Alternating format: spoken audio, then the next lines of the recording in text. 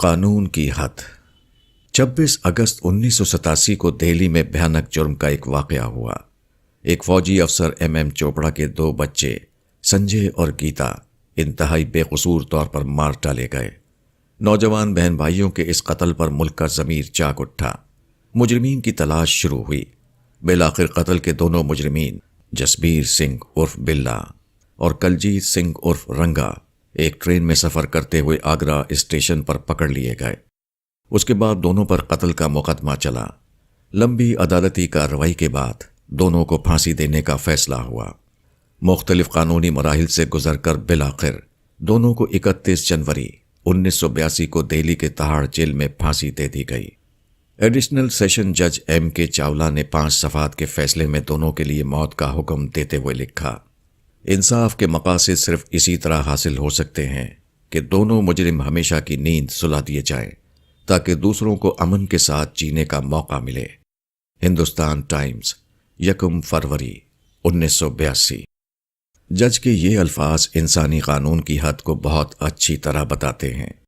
انسانی قانون کے بس میں صرف یہ ہے کہ وہ مجرم اور سماج کو ایک دوسرے سے جدا کر دے۔ وہ مجرم کو اس کے جرم کی حقیقی سزا نہیں دے سکتا۔ ایک شخص جب کسی معصوم جان کو ناحق ذبح کر دے تو یہ اتنا بڑا جرم ہے کہ موجودہ محدود دنیا کی کوئی بھی سزا اس کے جرم کے برابر نہیں ہو سکتی۔ دنیا کا جج بس اتنا ہی کر سکتا ہے کہ جس شخص کے اندر اس قسم کا مجرمانہ ذہن دیکھے اس کو آئندہ کے لیے سماج سے ہٹا دے۔ موجودہ دنیا کی یہ محدودیت تقاضا کرتی ہے کہ اس کے بعد ایک اور لامحدود دنیا آئے جہاں یہ کمی پوری ہو، جہاں کے جج کے امکان میں صرف یہ نہ ہو کہ وہ ظالم اور مظلوم میں جدائی کر دے، بلکہ وہ ظالم کو اس کے ظلم کی ایسی سزا دے سکے جو انصاف کے تقاضے کو پورا کرنے والی ہو۔ دلیل اور شخصیت۔ قرآن میں حضرت موسیٰ اور فرعون کا قصہ مختلف مقامات پر تفصیل سے بیان ہوا ہے۔ فرعون نے جب مصر کے جادوگروں کو بلایا اور حضرت موسیٰ سے ان کا مقابلہ ہوا تو یہ واقعہ پیش آیا کہ جادوگروں نے اپنی رسیاں اور لاٹھیاں میدان میں ڈالیں۔ وہ جادو کے زور سے سانپ کی مانند چلتی ہوئی نظر آنے لگیں۔ اس وقت حضرت موسیٰ نے خدا کے حکم سے اپنا عصا ڈالا تو وہ تمام سانپوں سے بڑا سانپ بن کر میدان میں دوڑنے لگا۔ اس نے جادوگروں کے جادو کو نگل لیا۔ وہ جدھر جدھر گیا جادوگروں کی رسیاں اور لاٹھیاں بس رسیاں اور لاٹھیاں بن کر رہ گئیں۔ یہ دیکھ کر جادوگروں نے سمجھ لیا کہ حضرت موسیٰ کا معاملہ کوئی جادو کا معاملہ نہیں ہے بلکہ وہ خدا کا معاملہ ہے۔ حضرت موسیٰ کے مظاہرے میں جادوگروں کو خدا کی معرفت حاصل ہو گئی۔ انہوں نے اسی وقت اپنے ایمان کا اعلان کر دیا۔ یہ فرعون کی کھلی ہوئی شکست تھی۔ اس نے غصے میں آ کر جادوگروں کے لیے مصر کی سخت ترین سزا کا اعلان کر دیا۔ وہ یہ کہ جادوگروں کے ہاتھ اور پاؤں کو مخالف سمتوں سے کاٹ کر انہیں تڑپایا جائے اور پھر انہیں کھجور کے تنوں پر لٹکا کر سولی دے دی جائے۔ اس سزا کو سن کر جادوگروں کی زبان سے نکلا، ہم تجھ کو ان دلائل پر ترجیح نہ دیں گے جو ہمارے پاس آئے ہیں۔ جادوگروں کے سامنے ایک طرف عظیم شخصیت تھی اور دوسری طرف کھلی ہوئی دلیل۔ شخصیت اور دلیل کے اس مقابلے میں انہوں نے وہی کیا جو ایک سچے انسان کو کرنا چاہیے۔ انہوں نے شخصیت کو نظر انداز کر دیا اور دلیل کو لے لیا۔ جب آدمی کے سامنے ایسی دلیل آ جائے جو بات کو اس طرح ثابت شدہ بنا دے کہ وہ اس کی تردید کے لیے کوئی جوابی دلیل پیش کرنے سے عاجز رہے تو اس پر لازم ہو جاتا ہے کہ وہ دلیل کو لے لے اور اس کے خلاف شخصیتوں کو چھوڑ دے۔ دلیل کا اس طرح ظہور دراصل خدا کا ظہور ہے۔ جو لوگ دلیل کے مقابلے میں شخصیت کو ترجیح دیں انہوں نے گویا خدا کے مقابلے میں غیر خدا کو ترجیح دیا۔ ایسے لوگوں کے لیے زمین و آسمان کے اندر کوئی جگہ نہیں۔ یہ غیر خدا کو اپنا خدا بنانا ہے۔ پھر خدا کی دنیا میں جو لوگ غیر خدا کو اپنا خدا بنائیں وہ کیسے یہاں کامیاب ہو سکتے ہیں؟ کائنات کا دسترخوان۔ قرآن میں ہے کہ اللہ آسمان و زمین کا نور ہے۔ سورہ نور۔ اس کا مطلب یہ ہے کہ دنیا تمام کی تمام خدائی صفات کا مظہر ہے۔ حساس قلب کو یہاں ہر چیز میں خدا کی جھلکیاں نظر آتی ہیں۔ کائنات اپنے پورے وجود کے ساتھ رزق خداوندی کا دسترخوان ہے۔ خدا پر ایمان اگر کسی آدمی کو وہ حساسیت دے دے جو خدا پر سچے ایمان سے پیدا ہوتی ہے تو کائنات میں فی الواقع اس کو ہر طرف خدا کا نور دکھائی دے گا۔ ہوا کے لطیف جھونکے جب اس کے جسم کو چھوئیں گے تو اس کو ایسا محسوس ہوگا کہ لمس خداوندی کا کوئی حصہ اسے مل رہا ہے۔ دریاؤں کی روانی میں اس کو رحمت حق کا جوش ابلتا ہوا نظر آئے گا۔ چڑیوں کے چہچہے جب اس کے کان میں رس کھولیں گے تو اس کے دل کے تاروں پر زمزمائے خداوندی کے نغمے جاگ اٹھیں گے۔ پھولوں کی مہک جب اس کے مشام جان کو معطر کرے گی تو وہ اس کے لیے خدائی خوشبو میں نہانے کے ہم معنی بن جائے گی۔ ساری کائنات مومن کے لیے رزق روحانی کا دسترخوان ہے، ویسے ہی جیسے جنت اس کے لیے رزق مادی کا دسترخوان ہوگی۔ موجودہ دنیا کی تمام چیزوں کو اس طرح بنایا گیا ہے کہ ان کو دیکھ کر انسان عبرت حاصل کرے، ان کے ذریعے وہ ان ربانی کیفیت کو پالے جو اس کے اندر ان لوگوں کے لیے رکھ دی گئی ہیں جو اللہ سے ڈرنے والے ہوں۔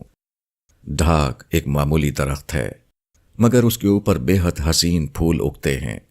موسم خزاں کے پت جھڑ کے بعد اس کا درخت بظاہر ایک سوکھی لکڑی کی مانند اس سے بھی زیادہ ایک سوکھی زمین پر کھڑا ہوتا ہے۔ اس کے بعد ایک خاموش انقلاب آتا ہے۔ حیرت انگیز طور پر نہایت خوش رنگ پھول اس کی شاخوں پر کھل اٹھتے ہیں۔ سوکھی لکڑی کا ایک ڈھانچہ لطیف اور رنگین پھولوں سے ڈھک جاتا ہے۔ ایسا معلوم ہوتا ہے گویا ایک محروم اور بے قیمت وجود کے لیے خدا نے خصوصی طور پر اپنی خوبصورت چھتری بھیج دی ہے۔ ایسا اس لیے ہوتا ہے کہ کوئی بندہ خدا اس کو دیکھ کر کہے، خدایا میں بھی ایک ڈھاک ہوں، تو چاہے تو میرے اوپر حسین پھول کھلا دے۔ میں ایک ٹھنٹ ہوں، تو چاہے تو مجھے سرسبز و شاداب کر دے۔ میں ایک بے معنی وجود ہوں، تو چاہے تو میری زندگی کو معنویت سے بھر دے۔ میں جہنم کے کنارے کھڑا ہوں، تو چاہے تو مجھ کو جنت میں داخل کر دے۔ صرف کرنا کافی نہیں۔ بالٹی کے پیندے میں سوراخ ہو اور اوپر سے آپ اس میں پانی ڈالیں تو سارا پانی بہہ کر نکلتا رہے گا اور بالٹی کے اپنے حصے میں کچھ نہیں آئے گا۔ ایسا ہی معاملہ انسان کا بھی ہے۔ آدمی کا وہی عمل حقیقتاً عمل ہے جو خود اس کو کچھ دے رہا ہو۔ اگر آدمی بظاہر سرگرمیاں دکھا رہا ہو اور اس کا اپنا وجود کچھ پانے سے محروم ہو تو اس کی سرگرمیوں کی کوئی حقیقت نہیں۔ عمل وہی عمل ہے جس کے دوران آدمی کے ذہن میں شعور کی چنگاری پڑے، اس کے دل میں سوز و تڑپ کا کوئی لاوا ابلے، اس کی روح کے اندر کوئی کیفیاتی ہلچل پیدا ہو، اس کے اندر میں کوئی ایسا حادثہ گزرے جو برتر حقیقتوں کی کوئی کھڑکی اس کے لیے کھول دے۔ یہی یافت کسی عمل کی کامیابی کا اصل معیار ہے۔ وہی عمل ہے جو آدمی کو اس قسم کے تحفے دے رہا ہو۔ جس عمل سے آدمی کو یہ چیزیں نہ ملیں وہ ایسا ہی ہے جیسے سوراخ دار بالٹی میں پانی گرانا۔ دیکھنے کی چیز یہ نہیں ہے کہ آپ کیا کر رہے ہیں، دیکھنے کی چیز یہ ہے کہ آپ کیا ہو رہے ہیں۔ اگر آپ کی مصروفیات بہت بڑی ہوئی ہوں، اگر بتانے کے لیے آپ کے پاس بہت سے کارنامے ہوں مگر آپ کی اندرونی ہستی خالی ہو، آپ خود کچھ نہ ہو رہے ہوں، تو آپ کی مصروفیات محض بے فائدہ سرگرمیاں ہیں، اس کے سوا اور کچھ نہیں۔ ہوائیں ہوں مگر ان سے آکسیجن نہ ملے، پانی ہو مگر اس سے سیرابی حاصل نہ ہو، غذا ہو مگر اس سے آدمی کو قوت نہ ملے، سورج ہو مگر وہ روشنی نہ دے رہا ہو، تو ایسا ہونا نہیں ہے بلکہ نہ ہونے کی بدترین شکل ہے۔ اسی طرح جو عمل آدمی کی اپنی غذا نہ بن رہا ہو وہ عمل نہیں، صرف بے عملی ہے، مگر اس سے بھی زیادہ بے معنی کوئی چیز۔ پتھر کے اوپر آپ پانی ڈالیں تو وہ بظاہر پانی سے بھیگ جائے گا، اس کے چاروں طرف پانی پانی نظر آئے گا، مگر پتھر پانی کے مزہ اور تراوٹ کو نہیں جانتا، اس نے پانی کی اس دوسری حیثیت کا تجربہ نہیں کیا۔ اس کے برعکس ایک زندہ آدمی جب پیاس کے وقت پانی پیتا ہے تو اس کی رگیں تر ہو جاتی ہیں، وہ پانی کی حقیقت کا ایک اندرونی تجربہ کرتا ہے۔ اس مثال سے سمجھا جا سکتا ہے کہ کرنا کیا ہے اور ہونا کیا۔ کرنا یہ ہے کہ آدمی کچھ مقررہ اعمال کو بس رسمی طور پر دہرا لے، آدمی کی زبان کچھ الفاظ بولے مگر وہ الفاظ اس کے دل کی دھڑکن نہ بن رہے ہوں، آدمی اپنے ہاتھ پاؤں سے کچھ عمل کرے مگر اس کا عمل اس کی روح کو نہ چھوئے، اس کی حرکات اور سکنات اس کے دل و دماغ میں ارتعاش نہ پیدا کریں۔ اس کے برعکس ہونا یہ ہے کہ آدمی کا عمل اس کے لیے روحانی تجربہ بن رہا ہو، اس کی اندرونی ہستی کو بار بار کیفی غذائیں مل رہی ہوں، اس کا جسمانی عمل اس کے غیر جسمانی وجود میں ہلچل پیدا کر رہا ہو۔ وہی کرنا ہے جس کے درمیان آدمی خود بھی کچھ ہو رہا ہو۔ جو کرنا ہونا نہ بنے، حقیقت کے اعتبار سے اس کی کوئی قیمت نہیں۔ وہ گویا ایک ایسا پتھر ہے جو بظاہر پانی سے بھیگ رہا ہے مگر وہ پانی کا مزہ نہیں پاتا۔ الفاظ کم ہو جاتے ہیں۔ مسٹر لیزلی براؤن شمالی انگلستان کے ایک ٹرک ڈرائیور ہیں۔ وہ اولاد سے محروم تھے۔ ان کی بیوی کے جسمانی نظام میں بعض حیاتیاتی فرق کی وجہ سے دونوں کا مادہ حیات رحم مادر میں یکجا نہیں ہوتا تھا۔ وہ اولاد کی طرف سے مایوس ہو چکے تھے کہ عین وقت پر سائنس نے ان کی مدد کی۔ لندن کے ڈاکٹر پیٹرک اسٹیپٹو جو برسا برس سے اس میدان میں تجربہ کر رہے تھے، انہوں نے اپنی لیبارٹری میں لیزلی براؤن کا مادہ تولید یعنی اسپرم نکالا اور مسز براؤن کے جسم سے ایک بیضہ لیا۔ دونوں کو انہوں نے ایک خصوصی قسم کی ٹیسٹ ٹیوب میں رکھا۔ قدرتی قانون کے تحت وہ دونوں مل کر زرخیز ہو گئے۔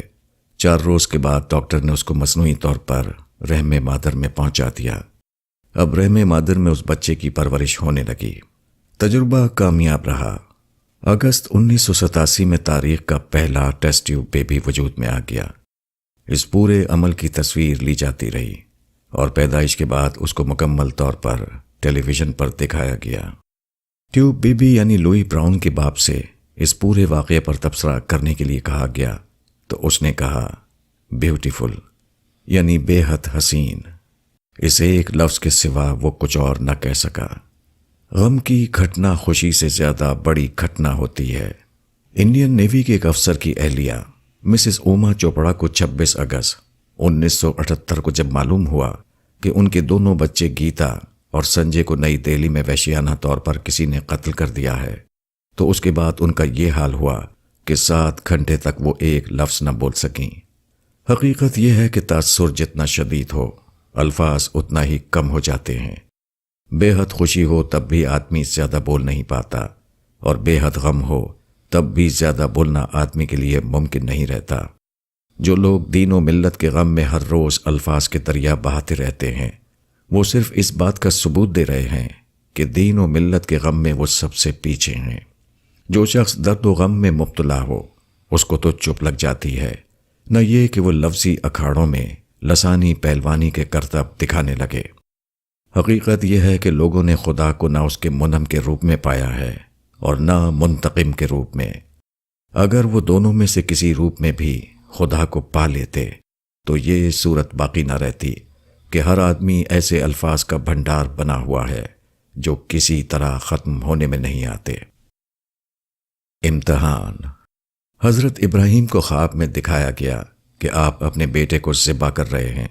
حضرت ابراہیم کے خواب کے مطابق بیٹے کو ذبح کرنے کے لیے تیار ہو گئے، مگر جیسے ہی آپ نے بیٹے کے گلے پر چھری رکھی، آواز آئی کہ بس، تم نے خواب کو پورا کر دکھایا۔ اس کے بعد آپ کو خصوصی طور پر ایک مینڈھا فراہم کیا گیا اور آپ نے بیٹے کے بدلے اسی مینڈھے کو ذبح کیا۔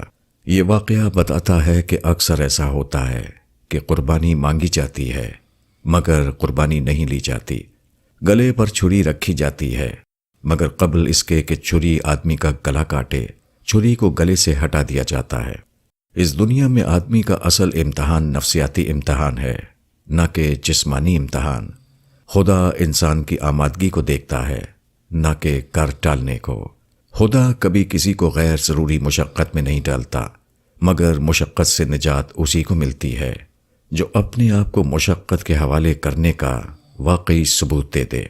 جو لوگ قربانی کے راستے سے بھاگتے ہیں، وہ صرف اس بات کا ثبوت دے رہے ہیں کہ وہ خدائے رحمان و رحیم پر یقین نہیں رکھتے۔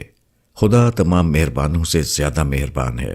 وہ اپنے بندوں پر اس سے زیادہ شفیق ہے جتنا کوئی باپ اپنے عزیز بیٹے کے لیے شفیق ہوتا ہے۔ ایسی حالت میں قربانی کے راستے سے بھاگنا خدا کے خلاف بے اعتمادی کا اظہار ہے، حالانکہ خدا جتنا لیتا ہے اس سے بہت زیادہ دیتا ہے۔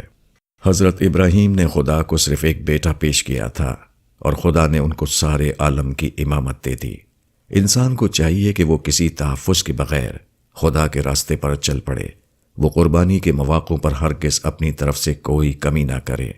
اسی کے ساتھ وہ یقین رکھے کہ شفیق باپ سے بھی زیادہ مہربان اور طاقتور خدا ہر آن اس کو دیکھ رہا ہے۔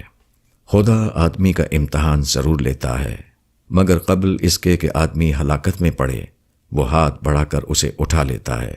کیسا عجیب ہے وہ بیٹا جو باپ کی پکار پر یقین نہ کرے، کیسا عجیب ہے وہ بندہ جو خدا کے بارے میں اپنا اعتماد کھو دے۔ کوئی فرق نہیں۔ ایک آدمی ایک درخت کے نیچے آرام کر رہا تھا۔ اس کا ایک دوست ادھر سے گزرا۔ اس نے پکار کر کہا، میرے بھائی تم کیوں نہیں جاتے کہ کچھ لکڑیاں کاٹ کر لاؤ؟ کس لیے؟ سوئے ہوئے آدمی نے پوچھا۔ تاکہ تم ان لکڑیوں کو بیچ کر پیسہ حاصل کرو اور اپنے لیے ایک گدھا خریدو اور پھر لکڑی کو گدھے پر لاد کر گھر گھر بیچو۔ اس طرح ایک وقت آئے گا کہ تم اور نفع کما کر ایک ٹرک خرید لو گے، پھر تم اور ترقی کرو گے، تمہارے یہاں آرا کی مشین اور بہت سے ٹرک ہو جائیں گے۔ یہ سب کس لیے؟ سونے والے نے دوبارہ پوچھا۔ تم لکھ پتی ہو جاؤ گے اور آرام سے رہو گے۔ پھر تمہارا کیا خیال ہے اب میں کیا کر رہا ہوں؟ یہ ایک واقعہ ہے کہ جو آرام ایک آدمی کوٹھی بنا کر حاصل کرنا چاہتا ہے، وہی آرام ایک آدمی درخت کے سائے میں بھی حاصل کر رہا ہے۔ دیکھنے والوں کے نزدیک ضرور دونوں میں فرق ہے، مگر خود آرام کرنے والے کے لیے دونوں میں کوئی فرق نہیں، بلکہ درخت کے نیچے سونے والا جس سکون میں ہے وہ کوٹھی والے کو شاید میسر نہیں۔ ایک تاجر ایک بار مجھے اپنا نیا مکان دکھانے کے لیے لے گئے۔ کافی بڑا 2 منزلہ مکان تھا۔ گھر کے ہر چھوٹے بڑے کے لیے الگ الگ کمرے اور اس کے ساتھ تمام ضروری سہولتیں مہیا تھیں۔ سارے گھر میں قیمتی قالین بچھے ہوئے، تمام دروازے اور کھڑکیاں خوبصورت پردوں سے ڈھکی ہوئی، ہر کمرے میں اعلیٰ درجے کا فرنیچر۔ ایسا معلوم ہوتا تھا گویا پورا گھر جدید سامانوں کی ایک نمائش گاہ ہے، مگر مجھے ایسا محسوس ہوا جیسے میں ایک خوبصورت قید خانے میں بند کر دیا گیا ہوں۔ یہ مکان ایک کھلی جگہ پر تھا، مگر وہ قدرت کی ہر چیز سے خالی اور قسم قسم کی مصنوعی چیزوں سے بھرا ہوا تھا۔ ہر طرف بجلی کی روشنی کا اعلیٰ انتظام تھا، مگر سورج کی روشنی کو اجازت نہ تھی کہ وہ بند مکان میں داخل ہو۔ ہر کمرے میں ایئر کنڈیشنر لگا ہوا تھا، مگر قدرتی ہوا کا کہیں گزر نہ تھا۔ انسانی آرٹ کے نمونے دیوار پر تھے، مگر قدرت کے آرٹ کو دیکھنے کے لیے وہاں کوئی کھڑکی کھلی ہوئی نہ تھی۔ کمرے میں میوزک کا انتظام تھا، مگر باہر کے درخت پر چہچہانے والی چڑیوں کی آواز سننے کے تمام راستے بند تھے۔ جدید تمدن نے انسان کو قدرت سے کتنا دور کر دیا ہے۔ 55 سال کے بعد طبیہ کالج دہلی نے ایک بار رات کی کلاسیں شروع کی تھیں تاکہ ملازمت پیشہ لوگ اس میں داخلہ لے کر طبی کورس کریں اور اپنے خالی اوقات میں پریکٹس کر سکیں۔ انہی داخلہ لینے والوں میں سے ایک مسٹر رمیش دتا تھے۔ وہ اکاؤنٹ آفس میں کام کرتے تھے اور اسی کے ساتھ رات کی کلاس میں شریک ہو کر BIMS کا کورس کر رہے تھے۔ 1955 کا واقعہ ہے۔ ان کے استاد ڈاکٹر انوار احمد صاحب نے ایک بار ان سے پوچھا، دتا جی آپ تو ایک اچھی ملازمت میں ہیں، پھر آپ BIMS کا کورس کیوں کر رہے ہیں؟ انہوں نے جواب دیا، نوکری 55 سال کی ہے اور زندگی 100 سال کی، پھر نوکری سے ریٹائر ہونے کے بعد کیا کروں گا؟ کہنے والے نے زندگی کی جو تقسیم موجودہ دنیا کے اعتبار سے کی ہے، وہی تقسیم وسیع تر معنوں میں دنیا اور آخرت کے اعتبار سے ہے۔ دنیا میں انسان کی عمر کو اگر 55 سال سمجھیں اور آخرت کی طویل تر زندگی کو علامتی طور پر 100 سال سمجھیں تو معلوم ہوگا کہ ہر آدمی وسیع تر معنوں میں اسی سوال سے دوچار ہے۔ تاہم ہر آدمی کو صرف اپنے 55 سال کی فکر ہے، کسی کو اپنے 100 سال کے بارے میں کوئی پریشانی نہیں۔ دنیا کی 55 سالہ زندگی کے لیے ہر آدمی سرگرم ہے، ہر آدمی اپنی ساری طاقت خرچ کر کے اس کی تعمیر میں لگا ہوا ہے۔ اس معاملے میں ہر آدمی اتنا زیادہ سنجیدہ ہے کہ وہ فوراً اس کے نشیب و فراز کو سمجھ لیتا ہے۔ وہ اس کے کسی موقع کو کھونا کسی حال میں گوارا نہیں کرتا۔ دوسری طرف 100 سالہ زندگی جو موت کے بعد شروع ہوتی ہے، اس کی کسی کو پرواہ نہیں۔ اس معاملے میں آدمی نہ کچھ سوچنے کی ضرورت محسوس کرتا ہے اور نہ کچھ کرنے کی۔ یہاں کوئی یہ کہنے والا نہیں ملتا کہ موت سے پہلے کی زندگی تو صرف 55 سال کی ہے اور موت کے بعد کی زندگی 100 سال کی۔ پھر اگر ابھی سے میں نے تیاری نہ کی تو موت کے بعد کی 100 سالہ زندگی میں کیا کروں گا؟ کیسا عجیب ہے وہ انسان جو تھوڑی زندگی کے لیے تو بہت زیادہ کر رہا ہے، مگر زیادہ زندگی کے لیے کچھ بھی کرنے کے لیے تیار نہیں۔ 26 جنوری 1984۔ غالباً یہی صورتحال ہے جس کی طرف حدیث میں ان الفاظ میں اشارہ کیا گیا ہے۔ میں نے جہنم سے زیادہ سخت چیز نہیں دیکھی جس سے بھاگنے والا سو گیا ہو، اور میں نے جنت سے زیادہ قیمتی چیز نہیں دیکھی جس کا چاہنے والا سو گیا ہو۔ پرستش کیا ہے؟ نیلما دیوی ہندوستان کی ایک رقاصہ ہے۔ وہ رقص کو ایک خدائی آرٹ یعنی ڈیوائن آرٹ سمجھتی ہے۔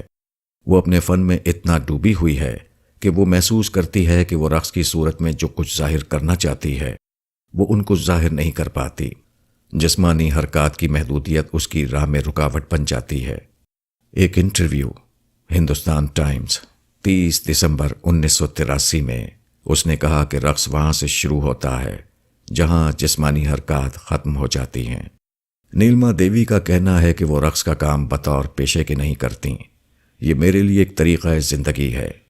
انٹرویو لینے والے کے الفاظ میں جب وہ رقص نہیں کرتی تو وہ اپنے آپ کو خالی محسوس کرتی ہے۔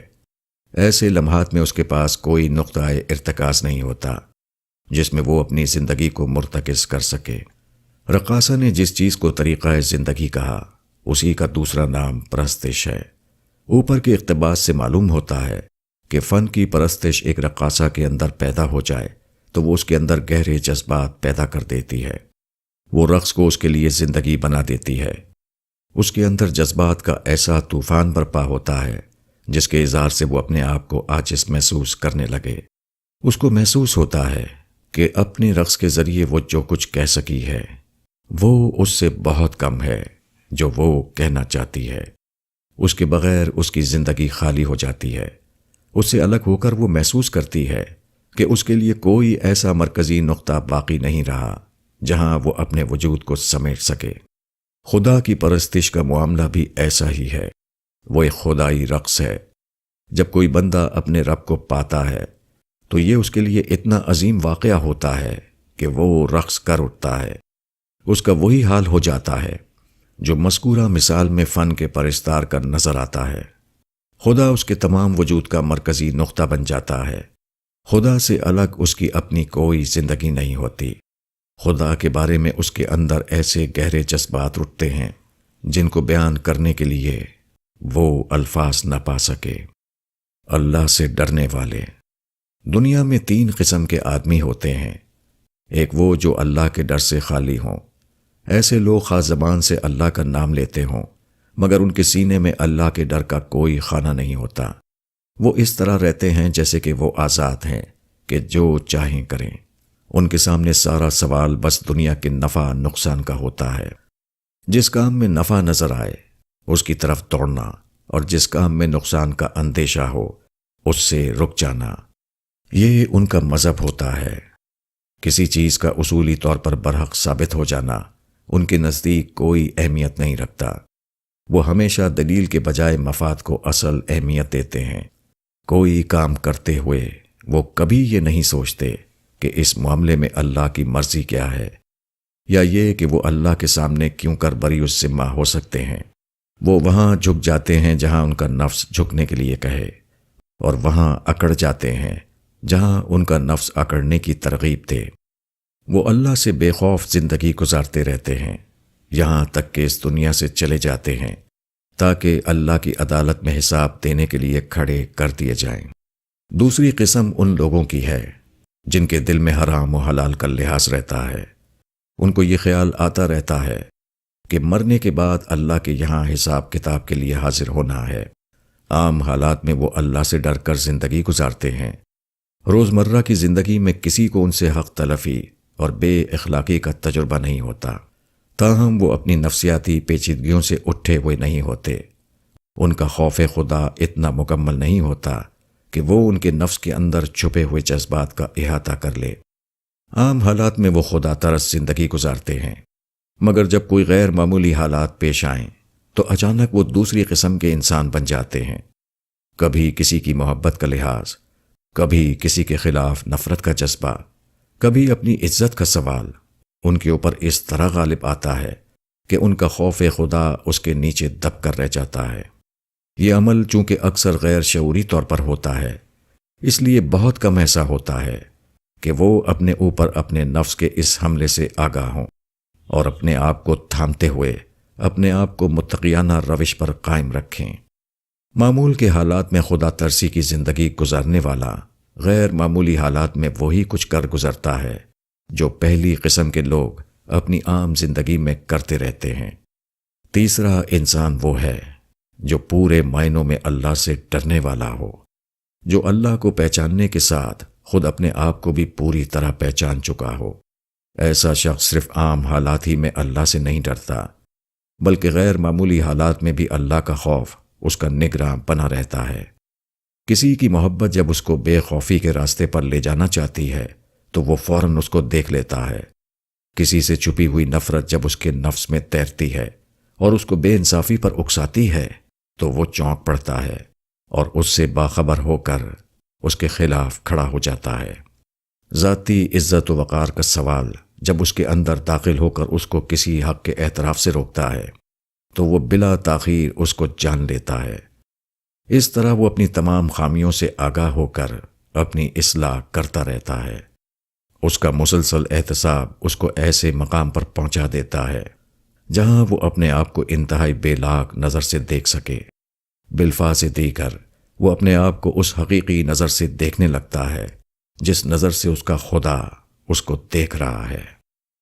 دینداری دینداری اصل میں اپنی ذات کی سطح پر دیندار بننے کا نام ہے۔ اپنی انا کو کچلنا اور اپنے اندرون میں خدا کو بسانا وہ چیز ہے جو اسلام کا اصل مطلوب ہے۔ جب آدمی اپنے آپ میں جینے کے بجائے خدا میں جینے لگے، جب دنیا کے بجائے آخرت اس کا مقصود بن جائے، جب پانے سے زیادہ کھونا اس کو محبوب نظر آتا ہو، تو اس نے دین کو پایا، اس نے اپنے خدا کے ساتھ اپنا تعلق قائم کیا۔ آدمی اکثر حالات میں باہر جیتا ہے، اس لیے وہ ایسے دین کو بہت جلد قبول کر لیتا ہے جو اس کو اپنے سے باہر کی زندگی میں کوئی مشغلہ دیتا ہو۔ جو دین لاؤڈ اسپیکر کی سطح پر چیخ و پکار کا پروگرام تھے، جس دین میں آدمی کو جلسے اور جلوس کی سطح پر کارنامے دکھانے کا موقع ملتا ہو، جس دین میں سیر و سیاحت کی چاشنی موجود ہو، جس دین میں حکمرانوں سے نوک جھوک کرنے کا جواز ہاتھ آتا ہو، جو دین بحث و مناظرے کی دلچسپیاں فراہم کرتا ہو، جس دین میں شامیانہ سجانے اور کھانے پینے کی دھوم مچانے کے مواقع ملتے ہوں، جس دین میں دوسروں کو گولی کا نشانہ بنا کر اس کی تڑپتی ہوئی لاش دیکھنے کا منظر نصیب ہوتا ہو، جس دین میں دوسروں کے پیسے پر مفت کی لیڈری قائم کرنے کے مواقع ہاتھ آتے ہوں۔ دین کی یہ تمام صورتیں دین کو اپنے سے باہر پانے کی صورتیں ہیں، اس لیے وہ لوگ بہت جلد ایسے دین کی طرف دوڑ پڑتے ہیں جو اپنے آپ کو بچائے ہوئے ہوں اور اپنے سے باہر دین کا ثبوت دے کر دیندار بننا چاہتے ہوں۔ دین اپنے اندر سفر کرنے کا نام ہے۔ دین اپنے آپ کو انانیت کے تخت سے اتارنا ہے۔ دین خود اپنے اندر جھانکنے کا نام ہے، نہ کہ دوسروں کا ماہر بننے کا۔ درخت اپنے آپ میں جیتا ہے، اسی طرح مومن اپنے آپ میں جیتا ہے۔ درخت اسی وقت درخت بنتا ہے جبکہ اس کی جڑیں زرخیز زمین میں قائم ہو جائیں۔ اسی طرح مومن ایک روحانی درخت ہے جو خدا کی زمین میں اگتا ہے۔ وہ زمین و آسمان سے ایمانی رزق لے کر بڑھتا رہتا ہے، یہاں تک کہ وہ خدا کی دنیا تک پہنچ جاتا ہے جس کا نام جنت ہے۔ محسوس پرستی۔ قرآن میں خدا کے مقبول بندوں کے بارے میں ارشاد ہوا ہے کہ وہ غیب پر ایمان رکھتے ہیں، اور غیر مقبول بندوں کے بارے میں کہا گیا ہے کہ وہ صرف دنیا کے ظاہر کو جانتے ہیں۔ اس سے یہ سمجھا جا سکتا ہے کہ شرک کیا ہے اور توحید کیا۔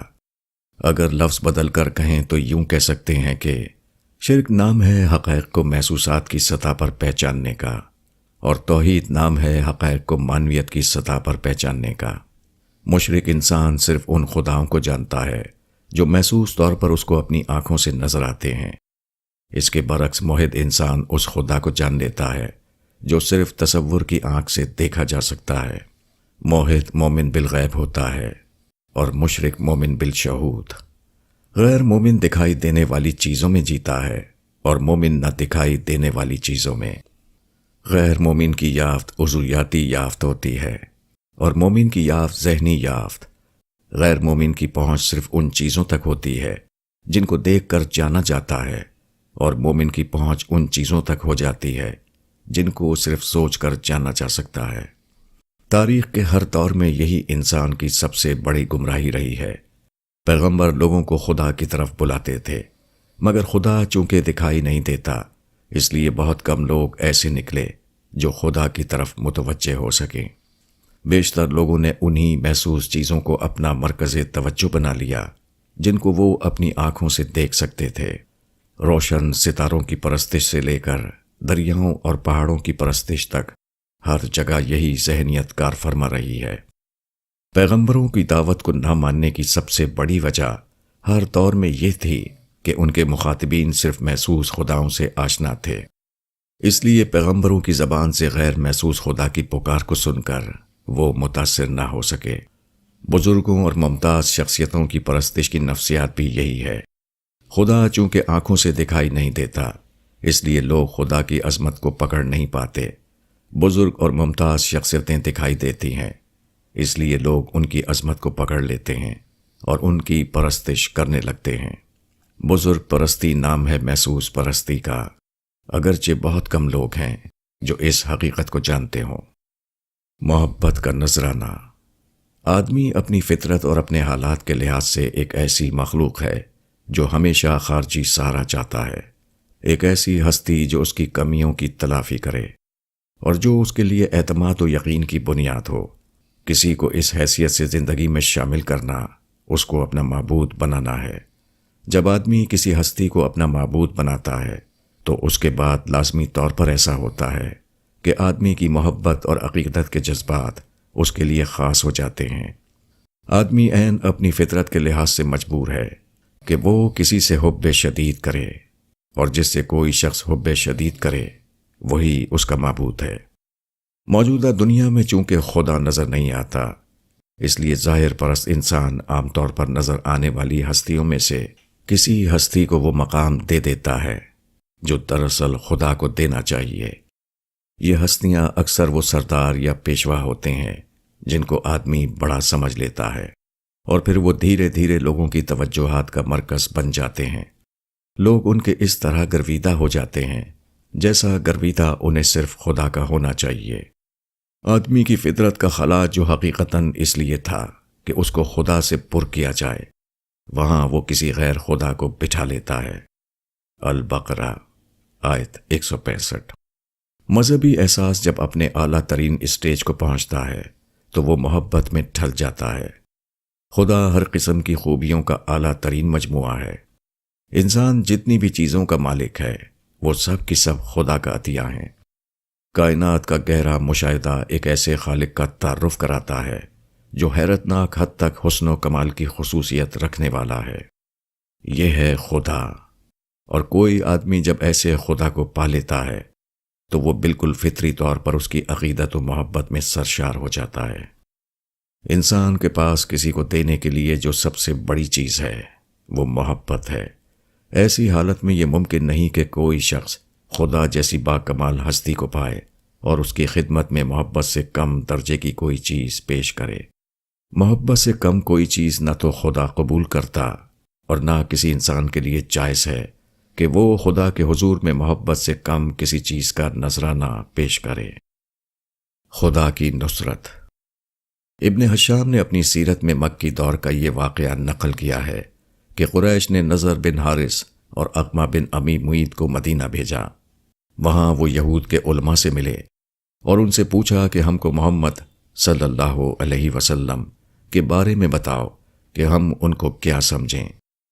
علماء یہود نے کہا کہ ان سے تم اصحاب کہف اور ذوالقرنین کا حال پوچھو، اگر وہ بتا دیں تو وہ نبی مرسل ہیں، اور اگر نہ بتا سکیں تو وہ مدخول ہیں۔ یہ لوگ مکہ واپس آئے اور رسول اللہ صلی اللہ علیہ وسلم سے کہا کہ آپ ان چیزوں کے بارے میں ہمیں بتائیں۔ آپ نے فرمایا کہ جو تم نے سوال کیا ہے اس کا جواب میں تم کو کل دوں گا۔ آپ نے یہ جملہ کہا مگر انشاءاللہ نہ فرمایا۔ آپ کو خیال تھا کہ کل کے دن جبرائیل آئیں گے تو میں ان سے پوچھ کر بتا دوں گا، مگر انشاءاللہ نہ کہنے کی وجہ سے اگلے دن وحی نہ آئی، یہاں تک کہ 15 دن تک وحی رکی رہی۔ وحی نہ آنے کی وجہ سے رسول اللہ صلی اللہ علیہ وسلم اگلے دن جواب نہ دے سکے۔ یہ مکے کے مشرکین کے لیے سنہرا موقع تھا۔ انہوں نے لوگوں سے کہنا شروع کیا کہ محمد نے وعدہ کیا تھا، مگر وہ اپنے وعدے کو پورا نہ کر سکے۔ دن پر دن گزرتے رہے اور آپ کی طرف سے کوئی جواب نہ آیا۔ مکے کے مشرکین نے اس کو خوب استعمال کیا۔ انہوں نے لوگوں سے کہا کہ اب ثابت ہو گیا ہے کہ یہ پیغمبر نہیں ہے۔ اگر وہ پیغمبر ہوتے تو ضرور اپنے وعدے کے مطابق جواب دیتے۔ رسول اللہ صلی اللہ علیہ وسلم کے رات دن سخت بے چینی میں گزر رہے تھے۔ ایک ایک لمحہ پہاڑ ہو رہا تھا۔ بظاہر یہ سراسر آپ کے خلاف بات تھی، مگر اللہ تعالیٰ نے اس کو زبردست طور پر آپ کے موافق بنا دیا۔ وہ یہ کہ 15 دن وہی رکنے کی وجہ سے قریش نے سارے شہر میں اتنا پروپیگنڈا کیا کہ ایک ایک آدمی اس معاملے سے باخبر ہو گیا۔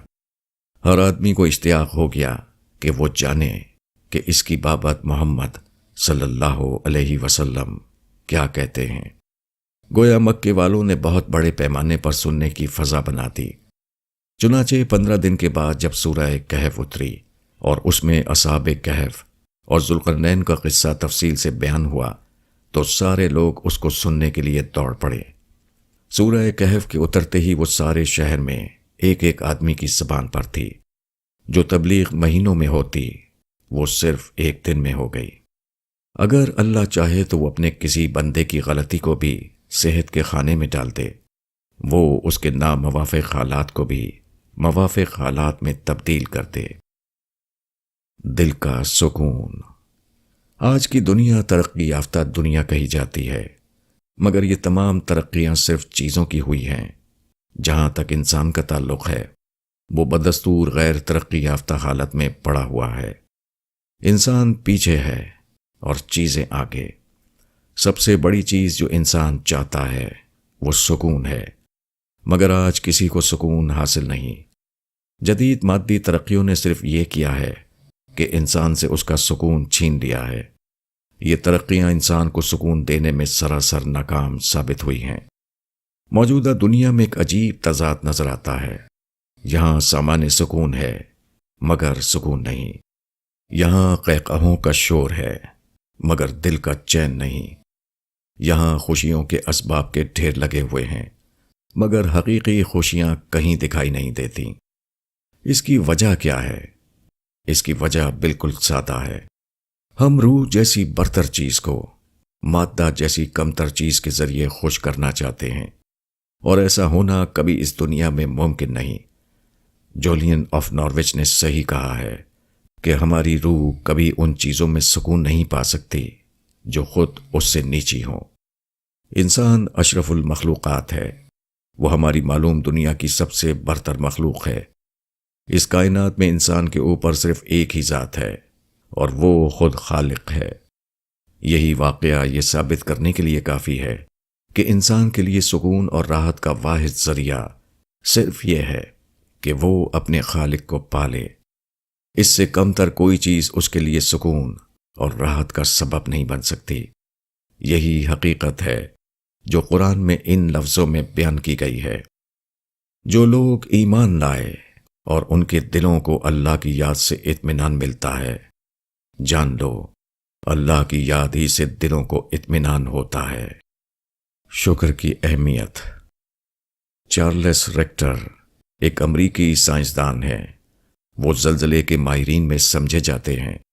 انہوں نے ایک مخصوص پیمانہ دریافت کیا جو آج دنیا بھر میں زلزلے کی پیدا کردہ طاقت کو ناپنے کے لیے استعمال کیا جاتا ہے۔ اس کو ریکٹر پیمانہ کہتے ہیں۔ چارلس ریکٹر نے کیلیفورنیا کے انسٹیٹیوٹ آف ٹیکنالوجی میں نصف صدی تک زلزلے کا مطالعہ کیا ہے۔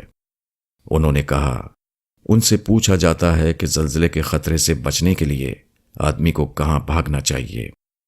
کیلیفورنیا میں اس کا جواب بالکل سادہ ہے، وہ یہ کہ کہیں نہیں۔ امریکہ کی 48 ریاستوں میں زلزلے کا سب سے کم خطرہ فلوریڈا اور ساحلی ٹیکساس میں ہے۔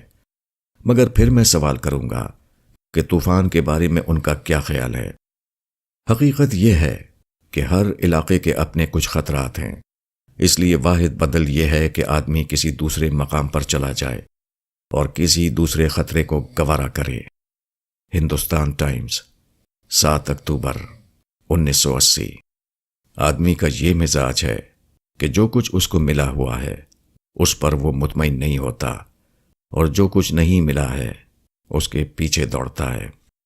اسی مزاج کا یہ نتیجہ ہے کہ ہر آدمی غیر مطمئن زندگی گزارتا ہے۔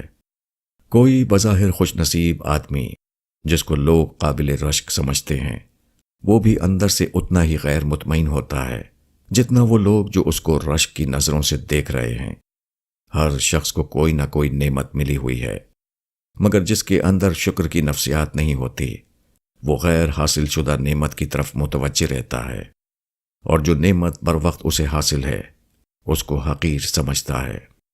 ایسے آدمی کے اندر اپنے خدا کے لیے شکر کا جذبہ نہیں ابھرتا، وہ عین اسی چیز سے محروم رہ جاتا ہے جس کو اسے سب سے زیادہ اپنے سینے کے اندر پرورش کرنا چاہیے۔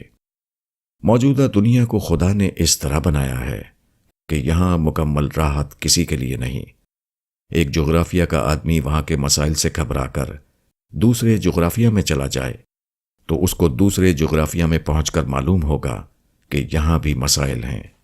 اسی طرح اگر کم آمدنی والے کے مسائل ہیں تو زیادہ آمدنی والے کے بھی مسائل ہیں۔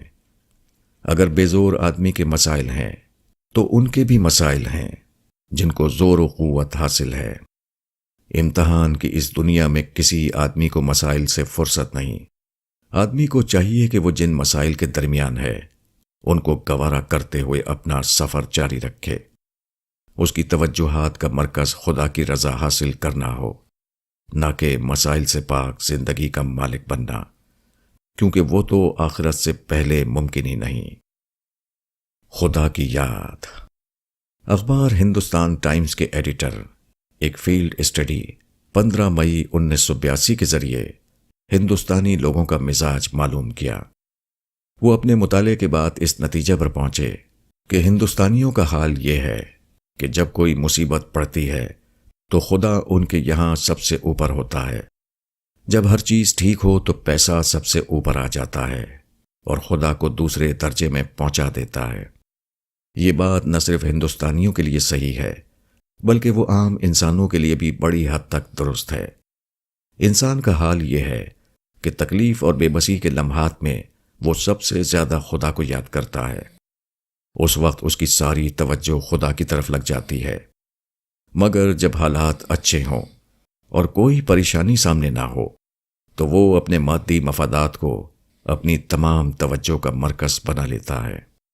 مگر اس قسم کی خدا پرستی نہیں، وہ صرف آدمی کے اس جرم کو بتاتی ہے کہ وہ اپنے رب کو بھولا ہوا تھا۔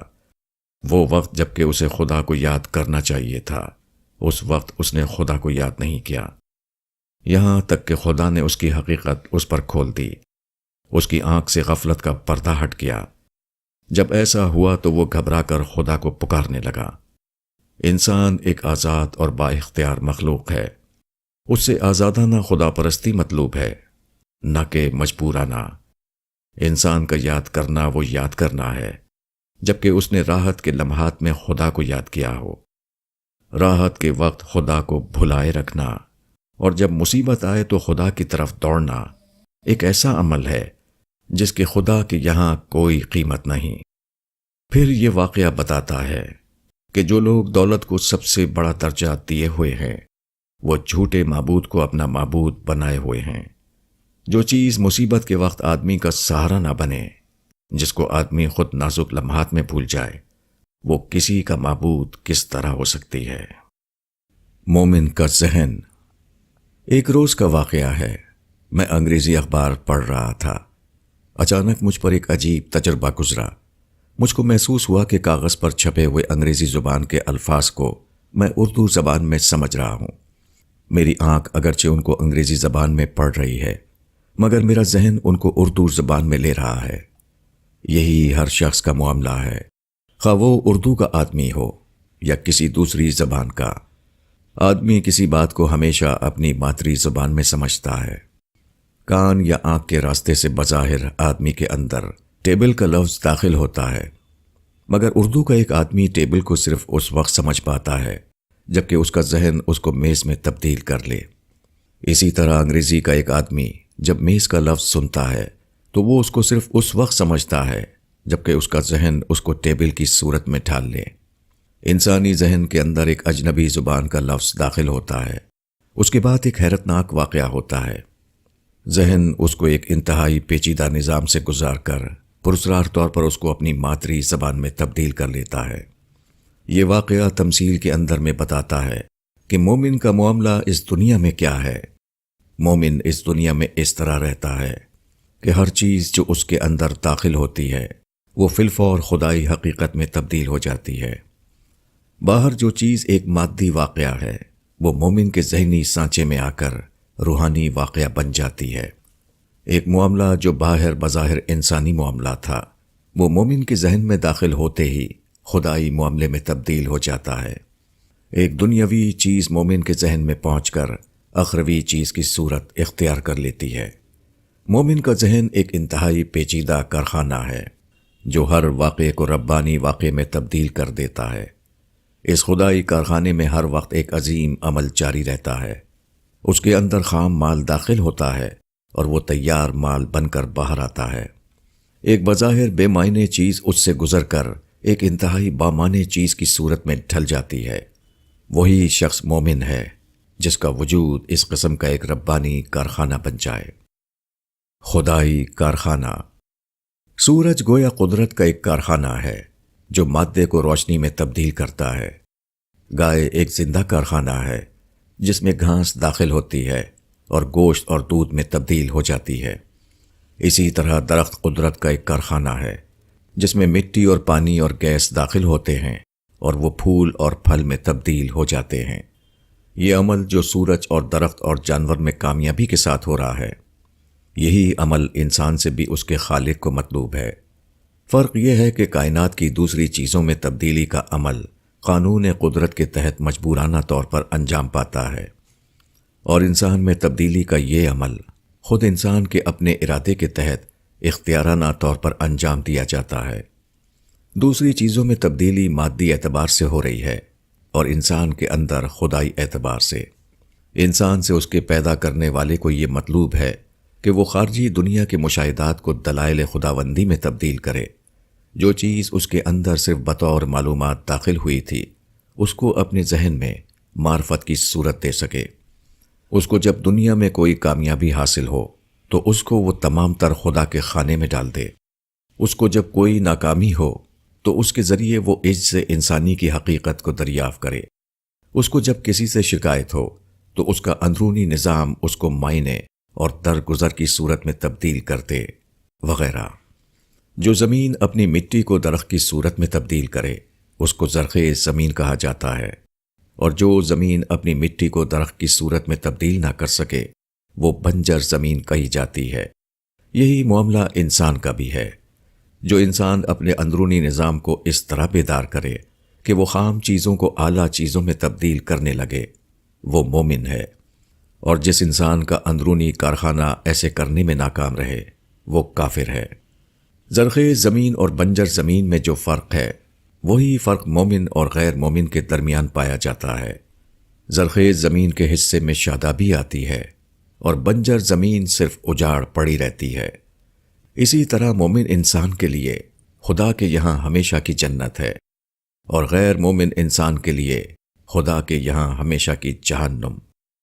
صبر کا بدلہ۔ قرآن میں صبر کی بے حد تاکید کی گئی ہے۔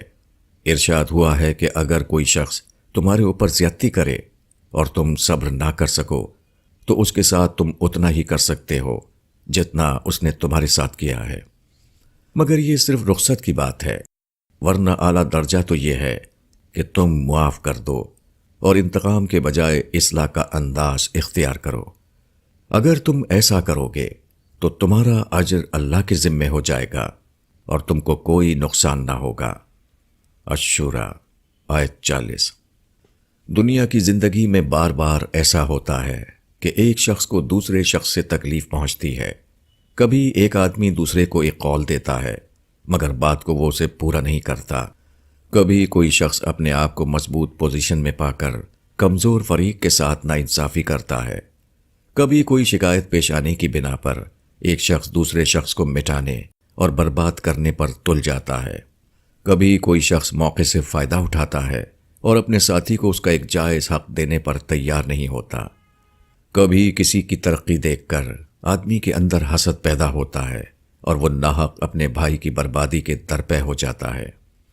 اب اکثر ایسا ہوتا ہے کہ جو شخص مظلوم ہے اس کے دل میں ظالم کے خلاف آگ بھڑک اٹھتی ہے۔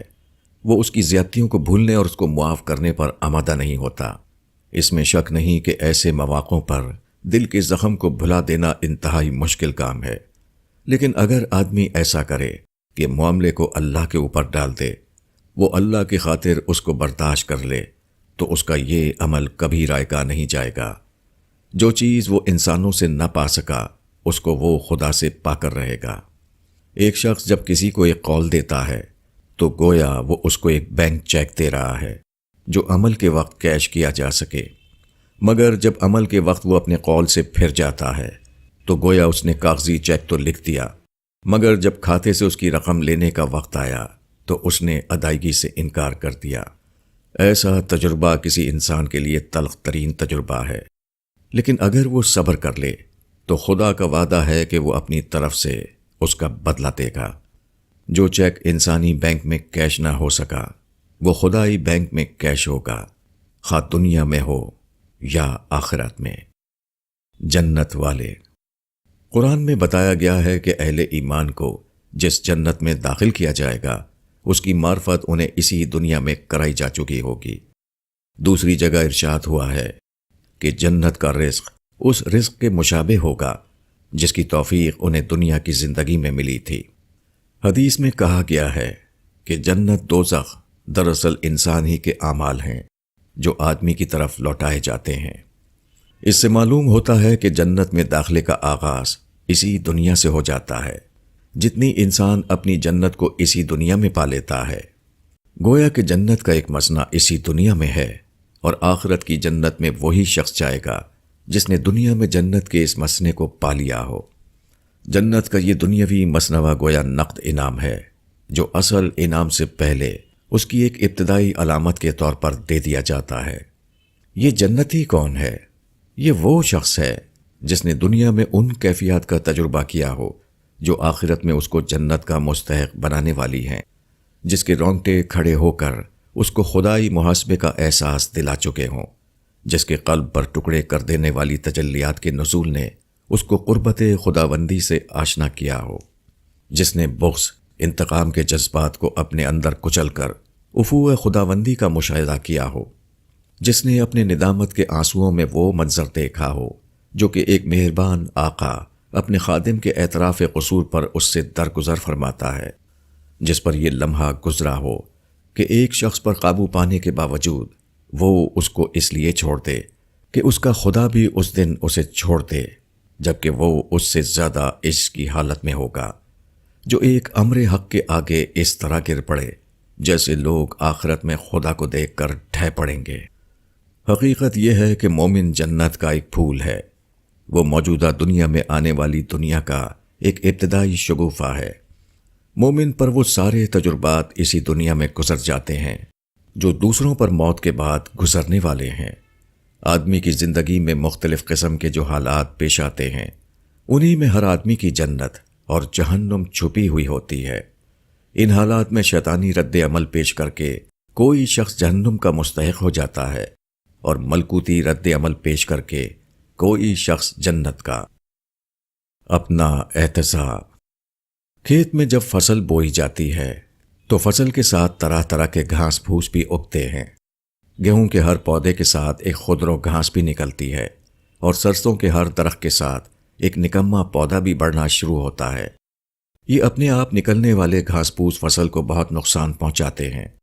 وہ کھیت کے پانی اور کھاد میں حصے دار بن جاتے ہیں۔ وہ اصلی فصل کو بھرپور طور پر بڑھنے نہیں دیتے۔ کسان اگر ان خضر پودوں کو بڑھنے کے لیے چھوڑ دے تو وہ ساری فصل کو خراب کر دیں۔ کھیت میں دانے ڈال کر کسان نے جو امیدیں قائم کی ہیں وہ کبھی پوری نہ ہوں۔ اس لیے کسان یہ کرتا ہے کہ وہ کھیت میں نلائی یعنی ویڈنگ کا عمل کرتا ہے۔ وہ ایک ایک خودرو پودے کو نکالتا ہے تاکہ کھیت کو ان سے صاف کر دے اور فصل کو بڑھنے کا پورا موقع ملے۔ ہر کسان جانتا ہے کہ کھیت میں دانہ ڈالنا ہی کافی نہیں، اس کے ساتھ یہ بھی ضروری ہے کہ فصل کے ساتھ اگنے والی دوسری گھاسوں کو چن چن کر نکال دیا جائے، ورنہ کھیت سے مطلوبہ فصل حاصل نہیں ہو سکتی۔ یہ نلائی کا عمل جو کھیت میں کیا جاتا ہے، یہی انسانی زندگی میں بھی مطلوب ہے، اور اس کا دینی نام محاسبہ ہے۔ انسان کا معاملہ بھی یہی ہے کہ اس کو جب کوئی خوبی کی چیز حاصل ہوتی ہے تو اسی کے ساتھ ایک نکمی گھاس بھی اس کے اندر سے اگنا شروع ہوتی ہے۔ اس نکمی گھاس کو جاننا اور اس کو اپنے اندر سے نکال پھینکنا انتہائی ضروری ہے، ورنہ آدمی کا انجام وہی ہوگا جو بغیر نلائی کیے ہوئے کھیت کا۔ کسی کو اسباب و وسائل ہاتھ آ جائیں تو اس کے اندر بے جا خود اعتمادی کا جذبہ ابھرتا ہے، اقتدار مل جائے تو گھمنڈ پیدا ہوتا ہے، اسی طرح دولت کے ساتھ بخل، علم کے ساتھ فخر، مقبولیت کے ساتھ ریا اور سماجی عزت کے ساتھ نمائش کی نفسیات پیدا ہو جاتی ہیں۔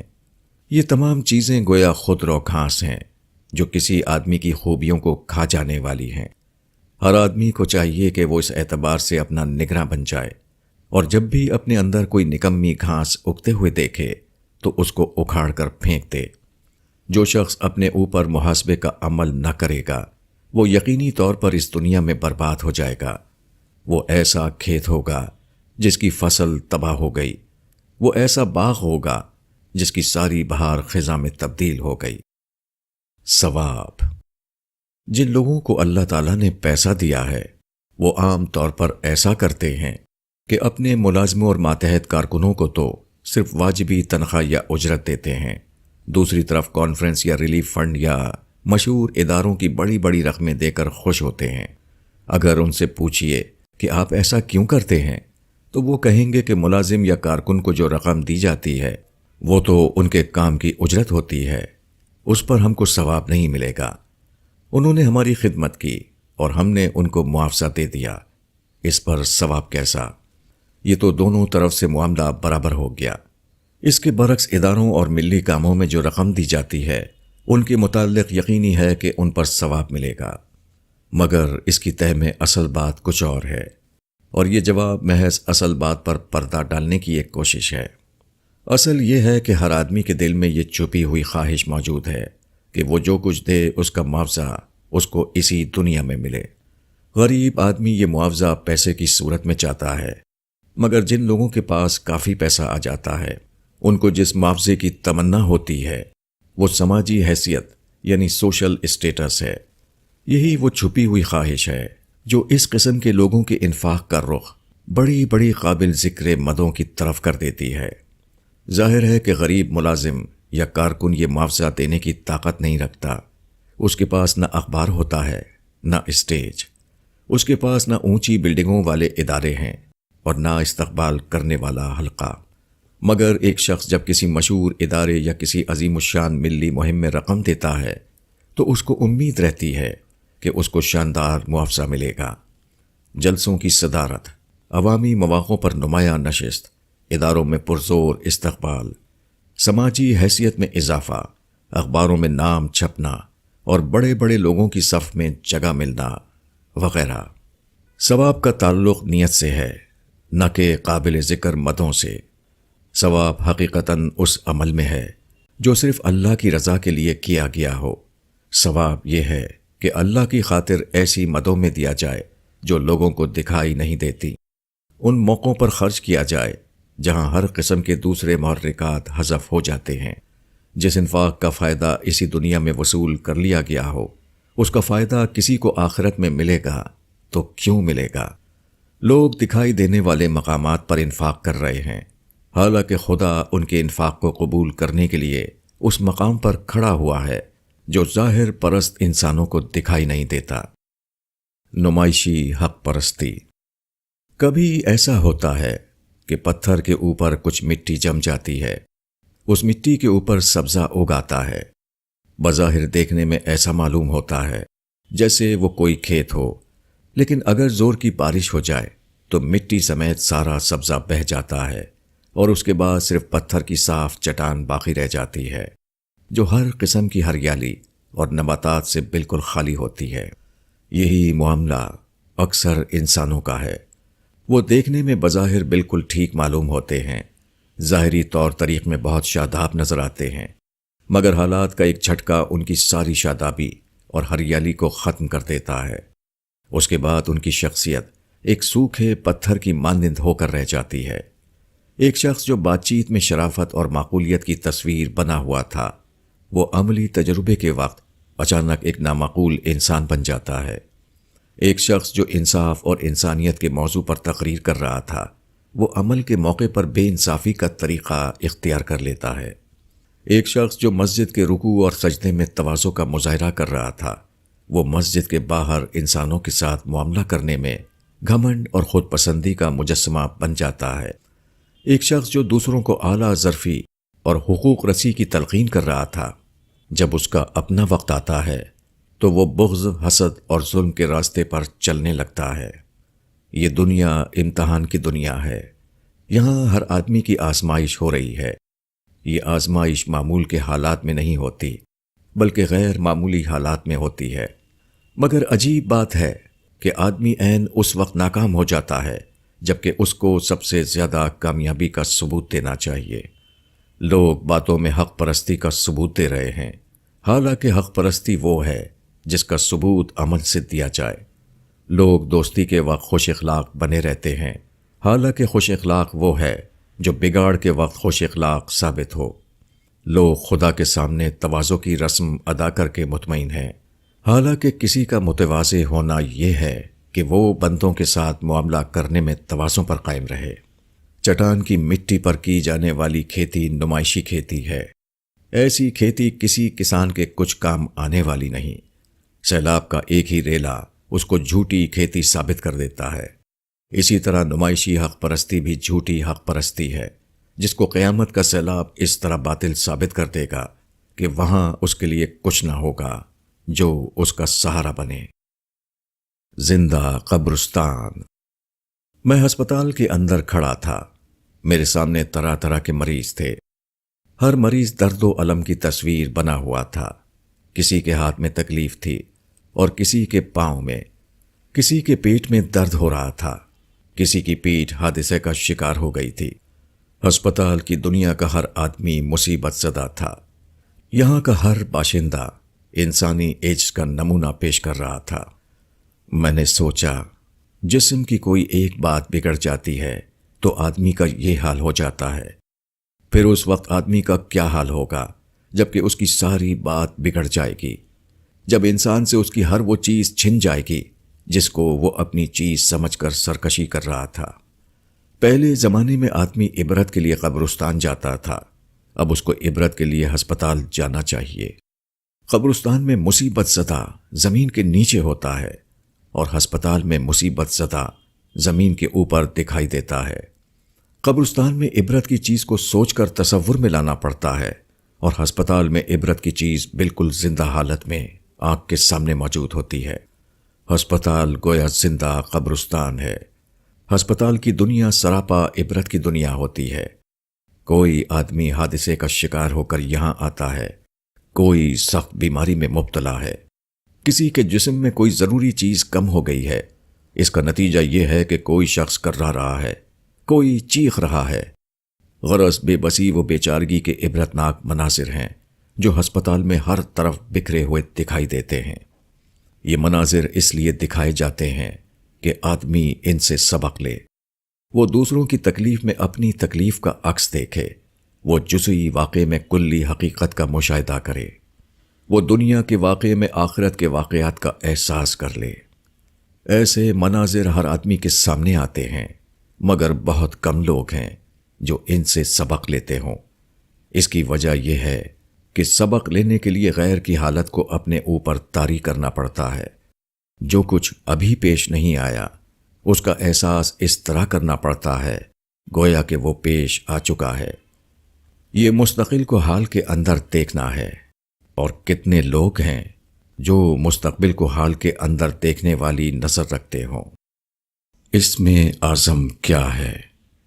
ایک بزرگ سے ان کے شاگردوں نے پوچھا کہ اللہ کا اسم اعظم کیا ہے؟ بزرگ نے فرمایا، جب آدمی کا پیٹ غذا سے خالی ہو اور اس کا دل کینہ سے خالی ہو تو وہ اللہ کے ناموں میں سے جس نام سے بھی اپنے رب کو پکارے گا وہی اسم اعظم ہوگا۔ تذکرۃ الاولیاء۔ گویا اسم اعظم کا تعلق اسم سے نہیں بلکہ کیفیت سے ہے۔ اسم اعظم وہ ہے جو اعلیٰ کیفیات کے ساتھ زبان سے نکلے۔ کیفیات کی عظمت کسی اسم کو اسم اعظم بناتی ہے، نہ کہ حرف تہجی کی عظمت۔ پیٹ خالی ہونا اس بات کی علامت ہے کہ آدمی مادیات کے غلبے سے آزاد ہے، اور دل میں کینہ نہ ہونا بتاتا ہے کہ آدمی اپنے سینے میں کسی قسم کی نفسیاتی پیچیدگی لیے ہوئے نہیں ہے۔ جب کوئی آدمی اپنے آپ کو مادی رونقوں سے اور انسانی شکایتوں سے اوپر اٹھا لیتا ہے تو وہ خدا کے بہت قریب ہو جاتا ہے، اس کو خدا کے خصوصی فیضان میں سے حصہ ملنے لگتا ہے۔ ایسے وقت میں خدا کے صفاتی ناموں میں سے کوئی نام جب اس کی زبان پر آتا ہے تو وہ ربانی کیفیات میں نہایا ہوا ہوتا ہے۔ ان کیفیات کے ساتھ جو بہتر نام آدمی کی زبان سے نکلے وہی اس کے لیے اسم اعظم ہے۔ کچھ لوگ اسلام کے معاملے کو پاک کلمات کا ایک پراسرار معاملہ سمجھتے ہیں۔ ان کا خیال ہے کہ اسلام کے کچھ خاص عربی الفاظ ہیں جن میں طلسماتی اوصاف چھپے ہوئے ہیں۔ اگر کوئی شخص ان پاک الفاظ کو یاد کر لے اور زبان سے ان کو ادا کرے تو ان کو صرف ادائیگی سے کراماتی نتائج ظاہر ہونا شروع ہو جائیں گے۔ دنیا میں آل و اولاد میں برکت ہوگی اور آخرت میں جنتی محل بننے لگیں گے۔ ان کے نزدیک ان بابرکت کلمات میں سب سے زیادہ اونچا اسم اعظم ہے، مگر یہ محض بے بنیاد خیال ہے جس کا کوئی ثبوت کتاب و سنت میں موجود نہیں۔ اسم اعظم حقیقتاً حروف کے کسی مجموعے کا نام نہیں بلکہ کیفیات کے مجموعہ کا نام ہے۔ اللہ کو جب کوئی بندہ اس طرح یاد کرتا ہے کہ وہ ہر دوسری چیز سے اپنا رخ موڑ کر صرف اس کی طرف متوجہ ہو جاتا ہے، وہ اللہ میں اپنے آپ کو اس طرح شامل کرتا ہے کہ انسانوں کے لیے اس کے دل میں خیرخواہی کے سوا کوئی اور جذبہ باقی نہیں رہتا، تو اس وقت اس کی زبان سے اللہ کے لیے جو کلمات نکلتے ہیں اسی کا نام اسم اعظم ہے۔ اسی لیے قرآن میں کہا گیا ہے، کہو کہ تم اللہ کہہ کر پکارو یا رحمان کہہ کر پکارو، جس نام سے بھی پکارو گے تو اس کے سب نام اچھے ہیں۔ بنی اسرائیل۔ اللہ خالق بھی ہے اور مالک بھی، وہ رحیم بھی ہے اور اکبر بھی، وہ سب کچھ ہے۔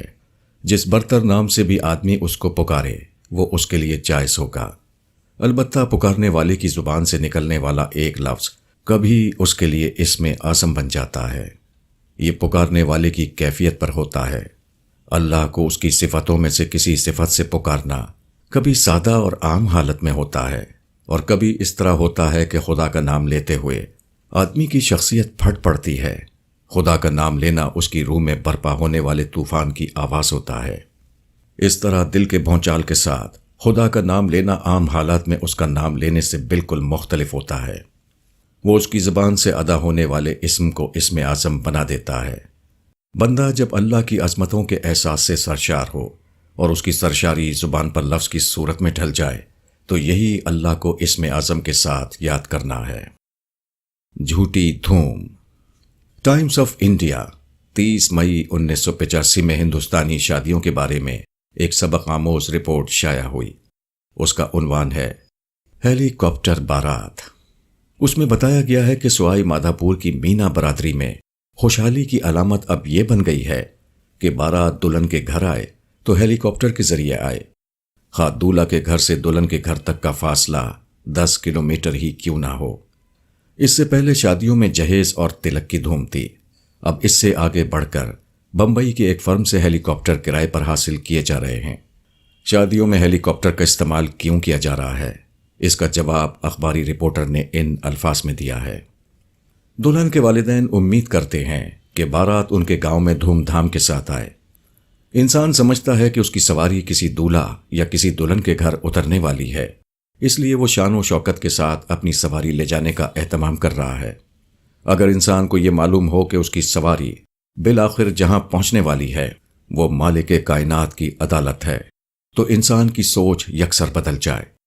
اس کو معلوم ہو کہ شان والی شادی اور بے شان والی شادی میں کوئی فرق نہیں۔ کوئی شخص اپنی قتل گاہ کی طرف دھوم مچاتا ہوا نہیں جاتا، کوئی شخص ایک ایسی عدالت میں جشن کے ساتھ داخل نہیں ہوتا جہاں ایک با اختیار جج اس کے خلاف فیصلہ سنانے کے لیے بیٹھا ہوا ہو، مگر اپنی آخری منزل کے بارے میں ہر آدمی اسی نادانی میں مبتلا ہے۔ کامیاب انسان وہ ہے جس کی سواری خدا کے یہاں باعزت طور پر اتاری جائے، اور ناکام انسان وہ ہے جو خدا کے یہاں اس حال میں پہنچے کہ وہاں اس کی حیثیت ایک غیر مطلوب انسان کی ہو، وہاں نہ کوئی اس کا استقبال کرنے والا ہو اور نہ اس کی کوئی خبر گیری کرنے والا۔ لطیف تجربات۔ الاسمعی عبد المالک بن قریب کا بیان ہے کہ میں نے بصرہ میں دیکھا کہ 2 قبریں ہیں، ان کے درمیان ایک لڑکی بیٹھی ہوئی رو رہی ہے، غم کی وجہ سے اس کا برا حال ہو رہا ہے۔ میں قریب ہوا تو میں نے سنا کہ وہ ان الفاظ میں دعا کر رہی ہے: اے اللہ، تو ہی سب سے پہلے ہے اور تو ہی سب سے بعد ہے، تو ہر چیز کا پیدا کرنے والا ہے۔ اے میرے رب، تو نے ہی میرے ماں باپ کو مجھ سے پہلے پیدا کیا، اس کے بعد ان دونوں سے مجھ کو پیدا کیا۔ تو نے ان کے ساتھ مجھے سکون دیا جب تک تو نے چاہا، اور پھر جب چاہا تو ان کو مجھ سے جدا کر دیا۔ اے اللہ، ان دونوں پر رحم فرما اور ان کے بعد میری حفاظت فرما۔ اسمعی کا بیان ہے کہ اس لڑکی کے حسن کلام نے میری عقل کو مبہوت کر دیا۔ میں نے اس سے کہا: اے بیٹی، اپنے کلام کو پھر ایک بار دوہرا۔ یہ سن کر اس نے اپنا سر اٹھایا اور میری طرف دیکھ کر بولی: اے شیخ، خدا کی قسم میں تمہاری بیوی نہیں کہ تم مجھ سے اس قدر بے تکلف ہو، تم کو اپنے گھر والوں سے بے تکلف ہونا چاہیے۔ اسمعی کہتے ہیں، خدا کی قسم میں یہ سن کر شرما گیا اور وہاں سے بھاگ آیا۔ ایک معمولی لڑکی کے لیے یہ کیسے ممکن ہوا کہ وہ اتنے گہرے انداز میں دعا کرے؟ اس کی وجہ وہ حادثہ تھا جو اس پر گزرا۔ آدمی جب کسی جھٹکے سے دوچار ہوتا ہے تو اس کے اندر چھپے ہوئے لطیف جذبات جاگ اٹھتے ہیں، وہ ایسی باتیں پا لیتا ہے جو اس نے اس سے پہلے نہیں پائی تھی، وہ ایسے الفاظ بولنے لگتا ہے جو اس سے پہلے کبھی اس کی زبان پر نہیں آئے تھے۔ آدمی طبعی طور پر آسودگی کے حالات کو پسند کرتا ہے، مگر آسودگی کسی آدمی کو صرف اس قیمت پر ملتی ہے کہ وہ ان ربانی تجربات سے محروم رہ جائے جو اس کی فطرت کی گہرائیوں میں چھپے ہوئے تھے۔ دعا۔ میرے لیے ایک بائیسیکل خرید دیجیے۔ ایک غریب خاندان کے لڑکے نے اپنے باپ سے کہا۔ باپ کے لیے بائیسیکل خریدنا مشکل تھا، اس نے ٹال دیا۔ لڑکا بار بار کہتا رہا اور باپ بار بار منع کرتا رہا۔ آخرکار ایک روز باپ نے ڈانٹ کر کہا: میں نے کہہ دیا کہ میں بائیسیکل نہیں خریدوں گا، آئندہ مجھ سے اس قسم کی بات مت کرنا۔ یہ سن کر لڑکے کی آنکھوں میں آنسو آ گئے۔ وہ کچھ دیر تک چپ رہا، اس کے بعد روتے ہوئے بولا: آپ ہی تو ہمارے باپ ہیں، پھر آپ سے نہ کہیں تو اور کس سے کہیں؟ اس جملے نے باپ کو تڑپا دیا۔ اچانک اس کا انداز بدل گیا۔ اس نے کہا: اچھا بیٹے، اطمینان رکھو، میں تم کو ضرور بائیسیکل دوں گا۔ یہ کہتے ہوئے باپ کی آنکھوں میں بھی آنسو آ گئے۔ اگلے دن اس نے پیسے کا انتظام کر کے بیٹے کے لیے نئی بائیسیکل خرید دی۔ لڑکے نے بظاہر ایک لفظ کہا تھا، مگر یہ ایسا لفظ تھا جس کی قیمت اس کی اپنی زندگی تھی، جس میں اس کی پوری ہستی شامل ہو گئی تھی۔ اس لفظ کا مطلب یہ تھا کہ اس نے اپنے آپ کو ایک سرپرست کے آگے بالکل خالی کر دیا ہے۔ یہ لفظ بول کر اس نے اپنے آپ کو ایک ایسے نقطے پر کھڑا کر دیا جہاں اس کی درخواست اس کے سرپرست کے لیے بھی اتنا ہی بڑا مسئلہ بن گئی جتنا وہ خود اس کے اپنے لیے تھی۔ یہ انسانی واقعہ خدائی واقعے کی تمثیل ہے۔